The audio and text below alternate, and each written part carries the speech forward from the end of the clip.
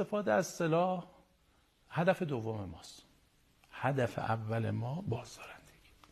هدف اول ما اینه که جنگی رخ نده. هدف اول ما اینه که دشمن طمع نکنه.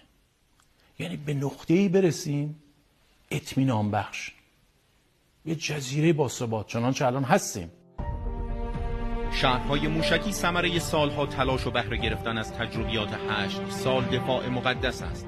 این شهرها ساخته شدند تا یک ایران آرام و امن بماند. ساکنان این شهرها پاسدار این آرامش‌اند و برای حفظ این آرامش آماده غرش. ما با ذخایر انبوهی از سیستم‌های موشکی بالستیک در بردهای مختلف مواجه هستیم که اینها هر لحظه آماده هستند از نقاط بیشماری از کشور ما بنا به دستور علیه اهدافی که مورد نظر هستند شلیک بشند. برای ساکنان شهرهای موشکی هیچ تفاوتی ندارد چه کسی و در کجا آرامش ایران را برهم زند، خواه در دیر و زور باشد، خواه ابوکمال و یا در مقر کماله عراق. انگشت ها روی ماشه است. هزاران آدم ما داریم که نیروهای پاسدار ما شبانه روز پای سیستم ها انگشت روی ماشه آماده برای امنیت این ملت. و آن هنگام که غرش ساکنان شهرهای موشکی ایران اسلامی به صدا درآید، لرزه بر تن پایتخت نشینان غربی و عربی و عبری خواهد انداخت.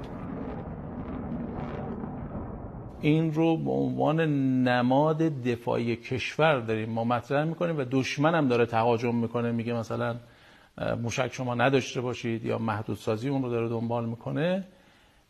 موشک به عنوان نماد قدرت دفاعی کشور هست و اگر حمله میکنن مطمئن باشید اونا که موفق نخواهند شد، ولی با فرض که اگر موشک رو هم ما کنار بگذاریم میان سراغ چیزای دیگه، یعنی اونا قدرت دفاعی میگن شما نداشته باشید. شهرهای موشکی سپاه همواره یکی از شاخصه های قدرت ایران بود و خواهند بود، قدرتی که بخش پنهان آن همچون کوه یخ زیر آب شناور است و تنها گوشه کوچکی از آن نمایان می شود.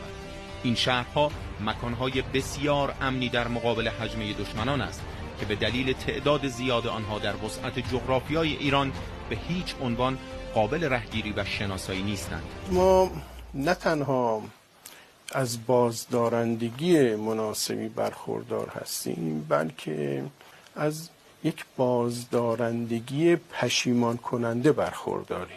در عمق 500 متری زیر زمین تأسیس شدند و آنقدر عمیق هستند که حتی گمان شناسایی آنها با ماهواره‌های جاسوسی دشمن را ناممکن کرده و مسئول از هر گونه تهاجم حتی با تسلیحات موشکی و اتمی اند.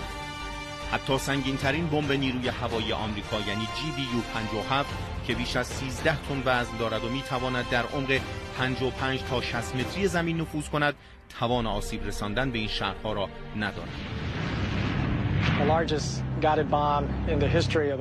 بالاخره گوهر گرانبها برای ما همین امانت‌های مردمه که دست ماست، همین قدرت دفاعی، همین موشک‌ها، همین سیستم‌ها، اینا با جای امن نگهداری کنیم.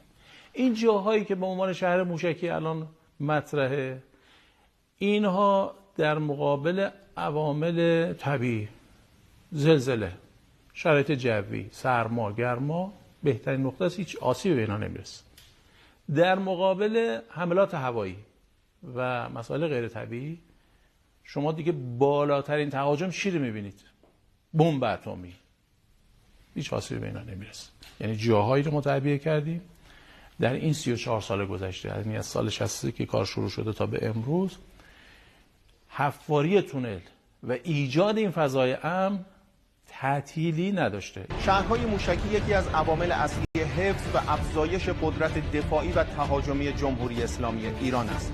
سپاه پاسداران انقلاب اسلامی انواع موشک‌های خود را در مناطق مختلف کشور کار گذاشته که قابلیت هدف قرار دادن دشمن را در هر زمان داراست.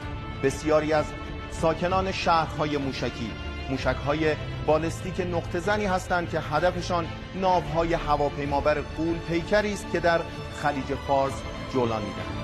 وظیفه اصلی این شهرها علاوه بر تأمین امنیت صدها هزار موشک، تأمین خوراک انواع لانچر یا پرتابگرهای ایرانی، به ویژه سیلوهای پرتاب زیرزمینی است.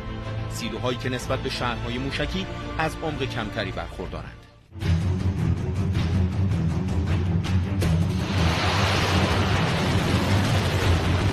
ما همه اینها رو داریم. کوتاه برد داریم، دور برد داریم، سوخت مایع داریم، سوخت جامد داریم، زمین به زمین داریم، زمین به دریا داریم، یعنی بالستیک ضدی. یعنی شما در هر بخشی موتورهای این موشک خلیج فارس، بله خلیج فارس، هرمز دو اینا دریایی ضد ناوه.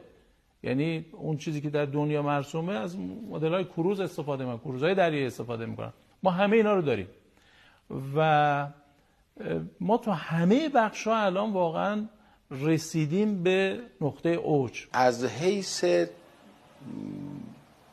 قدرت دقتی که امروز ما در موشک‌هامون اعمال شده و داریم جز معدود کشورها، شاید بتونیم بگیم حتی جز 5 کشور هستیم که روی این موضوع، یعنی شاید کمتر از 5 کشور هستن که میتونن امروز موشک‌های با دقت بالا، دقتی که حالا تعبیر میشه به دقت نقطه زنی، و این امروز در جمهوری اسلامی موجود هست.